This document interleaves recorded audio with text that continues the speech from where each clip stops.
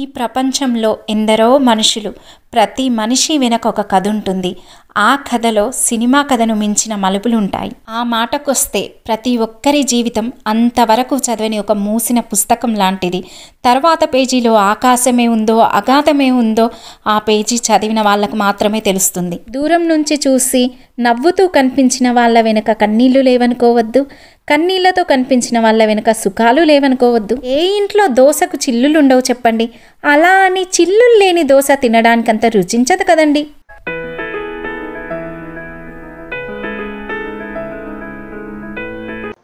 Hi అండి, ఎలా ఉన్నారు అందరూ? నేను చాలా బాగున్నా. Welcome back to our channel Swathi styles and vlogs. ముందుగా ఒక చిన్న రిక్వెస్ట్ అండి, మీలో ఎవరైనా మన వీడియోస్ ఫస్ట్ టైం చూస్తున్నట్లయితే ప్లీజ్ మన ఛానల్కి సబ్స్క్రైబ్ చేసి సపోర్ట్ చేయండి. అండ్ అదేవిధంగా పక్కకున్న బెల్ ఐకాన్ కూడా క్లిక్ చేయండి.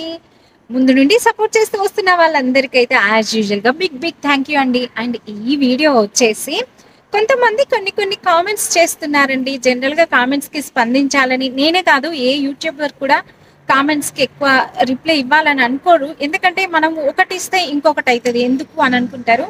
నేను కూడా అంతే. బట్ కొన్నిటికి కామ్గా ఉండడం కన్నా కొంచెం రియాలిటీ ఏంటనేది చెప్తేనే బాగుంటుందేమో అని అనిపిస్తుంది. అది ముఖ్యంగా ఎందుకంటే రీసెంట్గా ఏమైందంటే నాకు ఒకరు కామెంట్ చేశారు, అయ్య సంపాదించిన ఆస్తితోనే అమెరికా పోయి ఉంటావని. అది మరి ఆ మెసేజ్ చూసో కాదో తెలియదు, కానీ ఆ మెసేజ్ వచ్చిన రోజే నాకు ఇన్స్టాలో ఒకరు పర్సనల్గా మెసేజ్ చేశారు. ఏమనంటే, అక్క నేను 10th క్లాస్లో ఇన్ని మార్క్స్ వచ్చాయి, ఇంటర్లో ఇన్ని మార్క్స్ వచ్చాయి, నేను ఇప్పుడు బీటెక్ ఫస్ట్ ఇయర్ చదువుతున్నా, నాకు అమెరికా రావాలని చాలా ఇష్టం అక్క, కానీ మాకు ఎట్లాంటి ఆస్తులు లేవు, అమెరికా రావాలంటే ఆస్తులు ఉండాలా అక్క, ప్లీజ్ నన్ను గైడ్ చేస్తారా అని మెసేజ్ చేసిండ్రు. సో అప్పుడు అనుకున్నా, లేదు మనం కొన్నిటి కామ్గా ఉండొద్దు, చెప్పాలి గట్టిగానే, రియాలిటీ ఎట్లుంటుంది అనేది చెప్పాలి అని అనుకోనే నేను ఈ వీడియో చేస్తున్నా అండి. ఎందుకంటే ఎవరిదో అయితే మనము గట్టిగా చెప్పొచ్చు చెప్పకపోవచ్చు, కానీ మా లైఫ్ ఎక్స్పీరియన్స్ నేను మీకు షేర్ చేసుకోగలను కదా. సో అందుకని చెప్పేసి కొన్ని విషయాలు మాట్లాడితేనే బాగుంటుందని నేను ఈ వీడియో చేస్తున్నానండి. అది ఒక బాధ్యతగా కూడా, ఎందుకంటే నన్ను అక్క అని పిలిచినప్పుడు సో నా సైడ్ నుంచి నేను మాట మాత్రమే కదా నేను చేసేది, వాళ్ళకి నేనేం డబ్బులు కూడా ఇస్తలేదు. ఒకటి ఏంటంటే ఇంకా కూడా కొన్ని కామెంట్స్ చేస్తున్నారు. ఎలాంటివంటే, ఫారిన్లో సెటిల్ అయిన అబ్బాయిని చేసుకుంటే ఈమె లెక్క హ్యాపీగా ఉండొచ్చు, లైఫ్ బిందాస్ ఉంటుంది లైఫ్ ఆమె లెక్క అని మాట్లాడుతున్నారు. సో మనకేంటంటే, మనకు తెలుగులో ఉన్నది ఒకటే మంచి సామెత అండి, దూరపు కొండలు నునుపు. ఎవ్వరి జీవితంలో కూడా ఎత్తు పల్లాలు కష్ట సుఖాలు లేని జీవితాలు ఉంటాయా అండి? ఇలాంటి కొన్ని విషయాలు అయితే నేను క్లియర్గా మా ఎక్స్పీరియన్స్ జోడించి నేను ఈ వీడియోలో మీకు చెప్పాలనుకుంటున్నాను. ఈ సారీని గుర్తుపట్టారా అండి? సీతారామంలో సీతా గారు కట్టుకున్న చీర నాకైతే భలే నచ్చింది. ఇది నేను ఇన్స్టా పేజ్ శ్రీజ కలెక్షన్ 77లో తీసుకున్నాను. ఈ ప్లేస్ అయితే నిజంగా చాలా బాగుందండి. మా ఇంటి వెనకాలే నేను ఈ మధ్య వచ్చాను.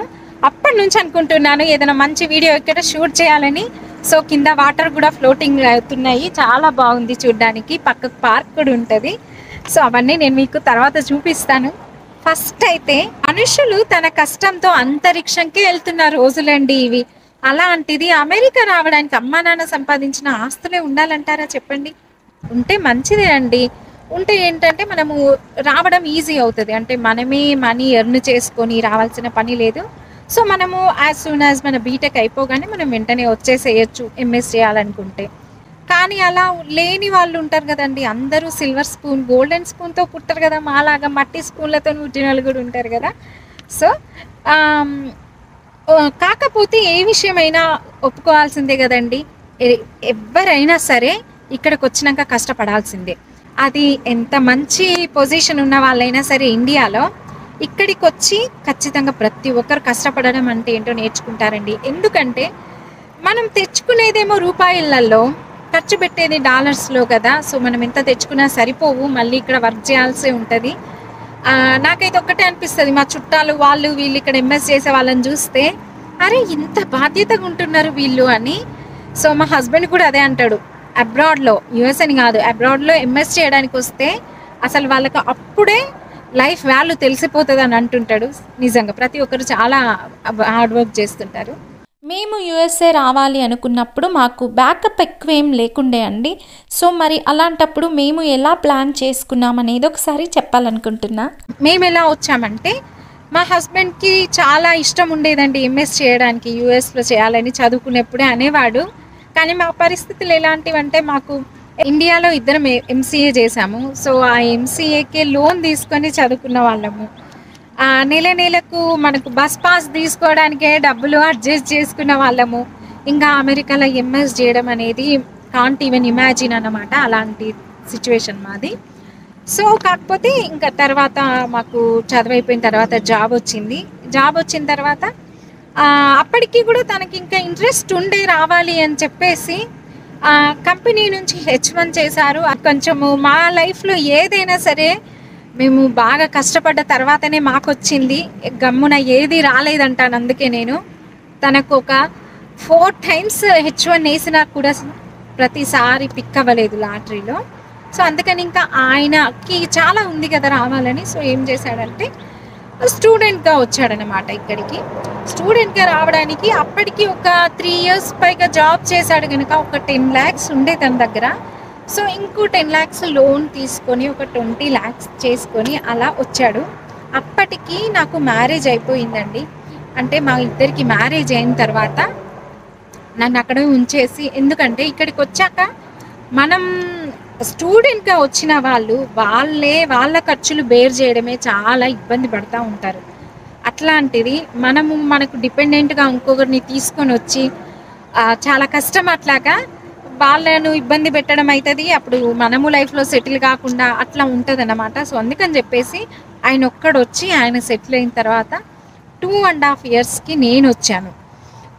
ఇంకా కొందరు కామెంట్స్ ఏంటంటే అదే అబ్రాడ్లో ఉన్నోళ్ళని చేసుకుంటే ఈమె లెక్క లైఫ్ హ్యాపీగా ఉంటుంది అని కామెంట్ చేస్తున్నారు. మనల్ని మనం ఎప్పుడు తక్కువ వాల్యూ చేసుకోకూడదండి. ఇల్లాలు వచ్చినాక కలిసి వస్తుంది, కానీ కలిసి వచ్చాక ఇల్లాలు రాదండి. నిజంగా చెప్తున్నా, నేను వచ్చాక మా ఆయనకు కలిసి వచ్చిందండి. జోక్స్ కాదండి, నిజమే. ఆడపిల్లే ఏ ఇంటికైనా అదృష్టం అండి. అండ్ మా పరిస్థితి ఏంటంటే ఇవన్నీ పక్కకు పెడితే యాక్చువల్గా ఇండియాలో కూడా బాగుండేదండి. నేను జాబ్ చేసేదాన్ని, తను జాబ్ చేసేవాడు. ఒక 1 year మేము ఇండియాలో కలిసి ఉన్నాము. మ్యారేజ్ అయిన తర్వాత తను 1 year కల్లా తను ఇక్కడికి వచ్చేసాడు. ఆ 1 year మాత్రం చాలా హ్యాపీగా ఉన్నాము. సరే, మా అత్త వాళ్ళ ఊరు నరసరావుపేట దగ్గర రెడ్డిపాలెం అనమాట. అక్కడికి వెళ్ళే వాళ్ళం. ఒకసారి మా అమ్మ వాళ్ళ దగ్గరికి వెళ్తూ, అప్పుడప్పుడు ఏదన్నా దగ్గరలో ఏదన్నా హైదరాబాద్ చుట్టుపక్కల ఏదన్నా ఊరు వెళ్తూ మంచిగా రోజుకు 2 కొబ్బరి బొండాలు తాగుతూ, అంటే నాకు కొబ్బరి బొండాలు చాలా ఇష్టం అండి. ఇక్కడ ఎక్కువ ప్రాసెస్డ్ కోకోనట్ వాటరే అన్నమాట. సో అందుకే అన్నా అలా బాగా చాలా హ్యాపీగానే గడిచిపోయింది. బట్ తన కోరిక కదండి, he want to fulfil his dream like coming to USA. So అందుకని చెప్పేసి నేను వెళ్తా అన్నాడు. అప్పుడు ఆల్ ఆఫ్ ఎ సడెన్ అదొక పెద్ద, మా లైఫ్లో అదొక పెద్ద చేంజ్ అనమాట, ఎ బిగ్ థింగ్. ఎందుకంటే అప్పటిదాకంతా బాగానే ఉంది, వెళ్తే వెంటనే తీసుకెళ్ళడానికి కూడా ఉండదు. అది కూడా తను క్లియర్గానే చెప్పాడు. నేను వెళ్ళాక ఒక 2.5-3 సంవత్సరాలైనా పట్టొచ్చు నువ్వు రావడానికి అని చెప్పిండు. ఇమాజిన్ చేసుకోండి, ఎంతో స్ట్రగుల్ చేసి లవ్ మ్యారేజ్ చేసుకొని తీరా సంవత్సరం కాకముందే ఆయన ఇలా వచ్చేస్తా అంటే యాజ్ ఏ వైఫ్గా నాకే కాదు ఎవరికైనా ఎంత కష్టమైన పరిస్థితి అది. ఇంకా అప్పుడు చాలాసార్లు అనుకున్నాం, అవసరమా ఇప్పుడు వెళ్ళడం, అవసరమా అని నేను చాలాసార్లు అడిగినా. బట్ తనకి రావాలని ఉంది. మనము ఎవరి కోరికలు వాళ్ళకు ఉంటాయి కదండి, మనమేం గట్టిగా ఆబ్జెక్ట్ చేయడానికి ఉండదు. ఇంకా మనం సపోర్ట్ చేయాలి. సో తెలుసు కదా నాకు ఆయనకి ఎంత ఉందో రావాలని. సో అందుకని చెప్పేసి ఫైనల్గా ఓకే అని అనుకున్నాక తను వచ్చేసాడు. వచ్చిన తర్వాత కామెంట్స్లో చెప్పినంత ఈజీగా ఉంటుందా అండి లైఫ్? అస్సలు ఉండదు. 2.5 సంవత్సరాలు నేను ఒక్కదాన్నే ఇండియాలో ఉన్నాను. మా అమ్మ నాతో పాటే ఉంది. కానీ ఏదైనా ఫంక్షన్కి వెళ్తే, ఏదైనా అకేషన్ ఉన్నా నేను దేనికి వెళ్ళలేదండి. ఆ 2.5 years నేను ఒక్కదాన్నే ఇంట్లో ఉండేదాన్ని. ఫంక్షన్ ఉంటే మా అమ్మ పోయి వచ్చేది. ఇష్టపడేదాన్ని కాదు, మంచిగా అనిపించేది కాదు. ఇంకా ఘోరం ఏంటంటే కొందరు ఎట్లా మాట్లాడిందంటే ఇంకా డీప్గా వెళ్ళడం నాకు ఇష్టం లేదు. కానీ ఎలా ఉండిందంటే మేము రెంట్కున్న చోట కూడా పెళ్ళయింది, వెళ్ళిపోయిండు. ఈమెది ఎక్కడో తెలంగాణ, ఆయనది ఎక్కడో ఆంధ్ర. తీసుకపోతాడో లేదో కూడా డౌటే. ఇప్పటికే దాదాపు 3 ఏళ్ళు అవుతుంది అని కూడా మాట్లాడిండ్రు. అయినా నేను చెప్పాలండి, మీకు తెలుసు కదా బయట ఎలా ఉంటారో. ఒకరికి సిచ్యువేషన్ బాగాలేదు అంటే చేయించి పైకి లేపే వాళ్ళకన్నా ఇట్లా ఫోర్స్ చేసి కిందికి నెట్టే వాళ్ళే ఎక్కువ మంది ఉంటారు. సపోర్ట్ చేసే వాళ్ళు కూడా ఉంటారండి, నేను కాదు అనట్లేదు.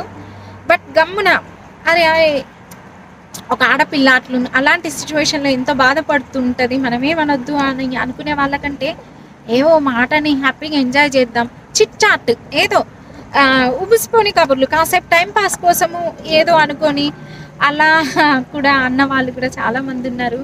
బట్ జీవితం అంటే అంతే కదండి. ఈ మనము ఎంత తట్టుకొని నిలబడితే దేవుడు మనకు అంత మంచి చేస్తాడన్నట్టు 2.5 yearsకి మా ఆయన ఇక్కడ మంచిగా సెటిల్ అయ్యి నన్ను కూడా తీసుకొని వచ్చాడు. ఒక్క విషయం నాకు ఏది బాధగా అనిపించిందంటే, ఫస్ట్ మ్యారేజ్ డే మేము కలిసి చేసుకున్న తర్వాత మళ్ళీ మేము కలిసి చేసుకున్న మ్యారేజ్ డే 5th అండి. సో చెప్పండి, ఇవేవి కష్టాలు కాదంటారా? సో మనం గమ్మున ఫారెన్లో సెటిల్ అయిన చేసుకుంటే ఈమె లెక్క ఉంటుంది అని అంటే ఎన్నో దాటుకొని వస్తే ఈరోజు లైఫ్ ఇట్లుందండి. ఇప్పటి వరకు నా లైఫ్లో కూడా నేను చాలా అప్స్ అండ్ డౌన్స్ చూశానండి. నాకే కాదు ప్రతి ఒక్కరి లైఫ్లో ఉంటాయండి. అంటారు కదా, always grass on the other side is green అన్నట్టు. మనకు పక్క వాళ్ళ జీవితం బాగున్నట్టు అనిపిస్తుంది, మన జీవితం బాగాలేనట్టు అనిపిస్తుంది. కానీ ఎవరికి తెలుసు? ఎవరి జీవితంలోకి వెళ్ళి చూస్తేనే కదా వాళ్ళు పడ్డ కష్టాలు, వాళ్ళు పడ్డ సుఖాలైనా మనకు తెలిసేది. సో నేను నాకు కామెంట్స్ చేసిన వాళ్ళని కూడా నేను ఏమి కించపరిచే ఉద్దేశం మాత్రం లేదు. కానీ రియాలిటీ అనేది ఎలా ఉంటుందో చెప్పాలని మాత్రమే నేను చేసిన చిన్న ప్రయత్నం. ఎవరైనా హర్ట్ అయ్యి ఉంటే మాత్రం I'm really very very sorry అండి. Thank you so much for watching. I hope you enjoyed this video. మీకు ఈ వీడియో నచ్చినట్లయితే ప్లీజ్ వీడియోకి ఒక లైక్ చేసి, షేర్ చేసి, అదేవిధంగా మన ఛానల్కి సబ్స్క్రైబ్ చేసి సపోర్ట్ చేయండి. Bye bye. Meet you all soon with another video. Till then, keep smiling.